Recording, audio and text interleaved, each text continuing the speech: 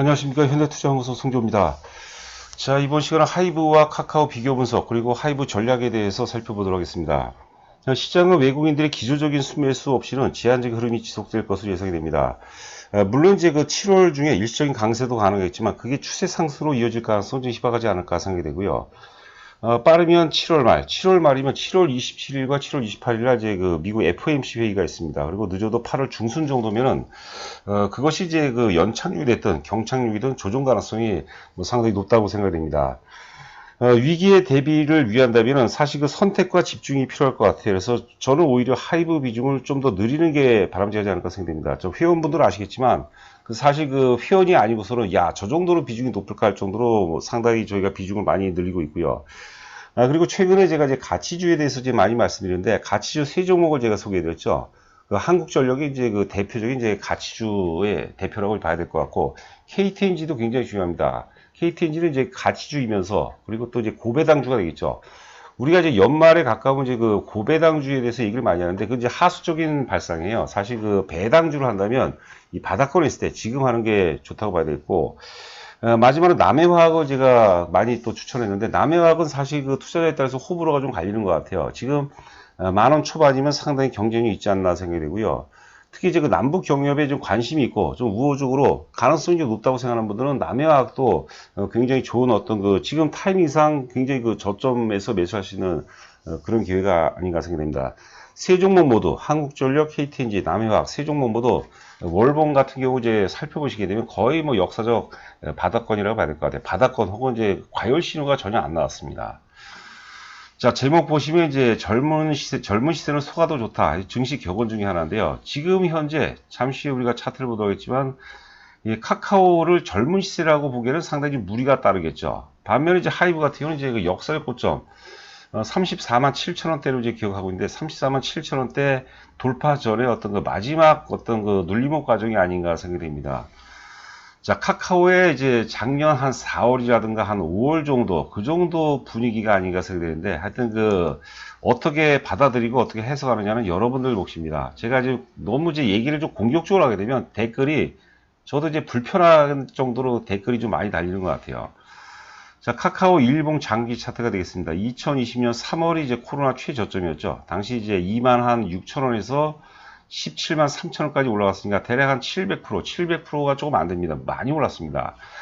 역사적 최고점이 3만 8천 원대예요. 3만 8천 원대. 그러니까 앞서도 말씀드린 것처럼 지금 이제 하이브 같은 경우는 카카오의 작년 한 4월달, 5월달, 한 5월달 정도 역사적 고점 돌파하기 전이 되겠죠. 카카오 역사적 고점이, 과거 역사적 고점이 3만 4천 원이라면 지금 표시된 지역이죠. 그러면 지금 한 3만 원대 정도, 그 정도, 5월 정도 3만 원대 정도 수준이 아닌가 생각됩니다. 자, 그리고 이제 지난 그 6월 24일날 거래 상토가 터졌습니다. 1840만 주가 터졌어요. 그 회원분들 아시겠지만 저희가 한 1500만 주 정도가 넘어갈 것 같다 하면은 저희가 매도한다고 사전에 말씀드렸는데 사실 그 예상했던 것보다 거래가 좀 더 많이 터졌습니다. 저희가 이제 문자로 이제 장 초반에 한 거래량이 한 400만 주 정도 통과할 때, 이 정도 수준이면은 1500만 주를 넘어갈 거라고 생각하면서 이제 매도 문자가 나간 거예요. 나갔는데, 매도 문자가 다 나가고 또 제가 또 매도 이유, 세 가지 매도 이유에 대해서 이제 말씀드렸어요. 그건 또 유튜브에서도 공개했는데, 어떤 분이 또 댓글을 달아갖고, 미리 좀 해줬으면 어떠느냐. 근데 회원이 우선이죠, 기본적으로. 그리고 제가 지금 가급적이 빨리 올리려고 사실 자료 만들고 올리면서 한 1시 좀 넘게 방송했던 것 같아요. 그때는 좀 이제 물렸던 것 같아요. 저희가 좀 회원분들께 매도할 때는 뭐 대략 한 17만원 정도 전후였죠. 플러스 마이너스 왔다 갔다 한 그런 상황인데, 그게 중요한 게 아니고 하여튼 그 잠시 월봉으로 들어가겠지만 이제 조정 4파동 과정이라고 봐야 되겠고 반등을 줄 겁니다. 우리가 뭐 17만원 부분까지 갈지 뭐 전후까지 간다고 보는데 저는 돌파를 위한 반등이 아니라 말 그대로 쌍봉을 위한 마지막 어떤 되돌림 파동이 아닐까 생각이 됩니다. 자, 지금 이제 월봉을 보시고 계시는데 이제 파동의 출발점은 저는 역사적 고점이죠. 역사적 고점. 당시 액면 분할 전에는 18만 3천 원이다. 제가 이제 강조를 굉장히 많이 해드렸기 때문에 이제 기억이 나는데요. 역사적 고점 돌파하고서부터 이제 파동이라고 보면 상승 충격 1파동, 조정 2파동, 상승 충격 3파동의 꼭지가 17만 3천 원이라고 본 거죠. 상승 충격 3파동이 나왔고 3파동 다음은 이제 당연히 조정 4파동이 되는데 조정 4파동이 얼마까지 가격 조정이 이루어질지 또 언제까지 조정받을지 저도 모르죠. 그러니까 일단 한번 매도해 놓고 판단해 보는 거죠. 만약에 요번에 한 1000만 주 정도 좀 안 되게 거래가 터졌다면 우리도 다 팔지 않았습니다. 근데 1800만 주, 1800만 주 터졌기 때문에 저희가 일단 전량 매도를 한 거고, 월봉상 보면은 사실 다시 17만 3천을 돌파할 가능성은 좀 상당 부분, 시장 자체도 그렇죠. 작년 같은 장이라면 돌파할 수 있겠지만 올해 장으로는 좀 한계가 있지 않을까 생각됩니다. 그래서 카카오는 우리가 조정 4파동에 대비를 해야 된다. 저는 이제 이렇게 말씀드리고 싶습니다.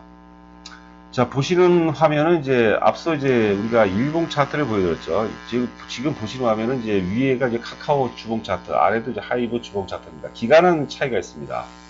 저는 지금 현재 하이브가 역사적 최고점이 이제 30만 7,490원인데 거기 돌파 전이죠. 30만원 초반인데 지금 현재 위치가 카카오의 작년 4월달, 5월달 정도 수준이라고 보는 거죠. 작년 이제 카카오가 한 3만원대 정도, 역사적 최고점이 그 당시에는 이제 34,000원이었으니까 지금 3만원대 정도가 보는 거죠. 3만원대에서 돌파해서 뭐 17만 3천원까지 갔으니까 우리가 좀 고민해 볼 필요가 있지 않나 생각합니다. 이거는 이제 제 방식의 어떤 분석법입니다. 거기에는 부족함도 이제 많이 있는데 또 한편으로는 또 개인 투자가들, 특히 이제 그 초보 투자가분들이 이해하기가 좀 편하다는 그런 댓글도 좀 달아주시는 것 같아요. 주가는 기본적으로 생로병사 과정이 있거든요. 생로병사 과정 속에서 카카오 같은 경우는 이제 일단 그 조종기에 접어들었고, 하이브는 이제 출발점이라고 보는 거죠. 말 그대로 젊은 시대고, 그리고 또 아울러서 젊은 시대는 소화도 좋지 않을까 그런 생각이 듭니다. 자, 그리고 이제 최근에 나온 이제 기사거리들 한 3개 정도 살펴보도록 하겠습니다. 스캇 브라운이라고 읽는 게 맞을 것 같은데 자꾸 기사 보니까 스코터라고 그러는데 좀 촌스러운 발음인 것 같아요. 스캇 브라운은 뭐 아시다시피 이타카 홀딩스를 이제 창업한 창업주가 되겠죠. 지난번에 이제 하이브에 합류한 거죠. 하이브에 피인수가 된 거죠. 하이브에서 이제 그 매입을 한 거기 때문에, 인수를 한 거기 때문에. 자, 하이브에 합류하고 세계적 회사 만들 기회다라는 얘기를 했고요. 제가 이제 스캇 브라운에 대해서 말씀을 좀 많이 들었습니다. 사실 뭐 세계 엔터테인먼트 업계에서는 뭐 세 손가락 안에 드는 분이에요. 그분이 사실 그 서양 사람들이 동양 특히 이제 문화는 좀 폄훼하는 경우가 좀 있는데 그 밑으로 들어갔다는 것은 저는 대단한 어떤 사건이라고 보는 거죠. 자, 23일이면 이제 6월 23일 되겠죠. 현지 시간 23일. 미국 대중문화 전문 미디어 버라이어티와 인터뷰에서 우리는 더 큰 플랫폼을 제공할 수 있는 곳을 찾고 있었다. 하이브 합류는 하룻밤 사이에 세계적 회사를 만들 기회였다. 일반적이지만 더 큰 화력을 갖춘 사업이다. 제가 이제 두 가지를 말씀드렸어요. 스캇 브라운이 하이브에 합류한 것은 첫 번째는 뭐냐면 K-팝이 일시적인 유행이 아니라 짧게는 10년, 길게는 20년 이상을 이끌어 나갈 글로벌 어떤 그 글로벌 엔터테인먼트의 어떤 떠오르는 뭐 태양이라고 할까요? 인정을 한 거죠. 그렇죠. 그리고 제가 뭐 한 말씀 더 부연해서 말씀드리면 K-팝이라는 게 마치 이제 우리가 마치 그 락이라든가 재즈라든가 R&B라든가 이런 새로운 장르를 개척을 했다고 보는 거죠. 두 번째는 이제 개인적인 욕망이겠죠. 그게 뭐 돈이 됐든 명예가 됐든 개인적인 욕망이 자극한 거죠. 자, 하여튼 그런 요소들이 중요한 거예요. 그런 요소들을 하나하나 모아서, 그러니까 우리가 그 정보와 정보들을 모아갖고 편집을 잘해야 되는 거죠. 그 제대로 편집하면 그게 메타 정보가 되고 메타 지식이 된다고 이제 저는 보는 거죠.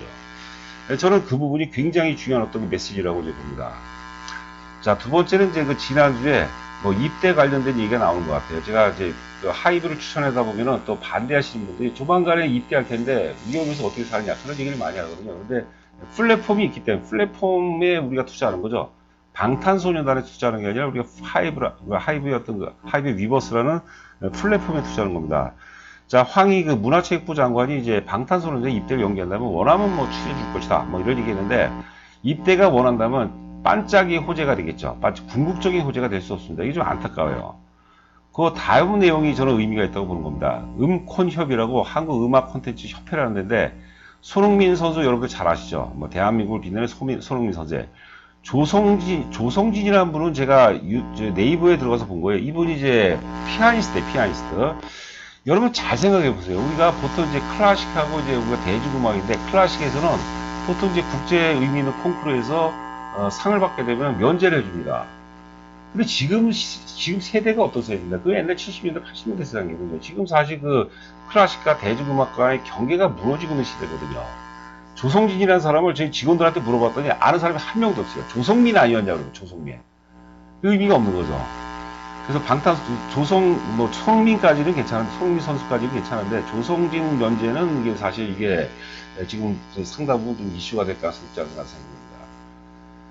자, 방탄소년단은 연기가 이게 이 부분이 유감이라고 보는 거죠. 보시면은 음폰역은 유현진 선수 잘 아시죠? 손흥민, 이창호, 바둑기사죠. 조성진 들어가는데 이 사람들은 사실 그 개인 부기를 선양 목적으로 이 사람이 축구를 한 거고 야구를 한 거고 바둑을 둔 게 아니죠. 이기심이죠. 자기 개인의 어떤 이기심이 제대로 작동되다 보니까 이제 명성을 떨리고 국가도 또 이제 많이 국위 선양을 하게 됐는데 방탄소년단도 마찬가지죠.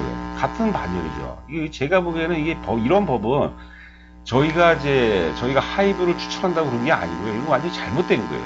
잘못된 거. 우리가 선진국으로 더 도약하게 되면 이런 것들은 굉장히 좀 순발력 있게 붙여나가야 되지 않을까 생각을 합니다.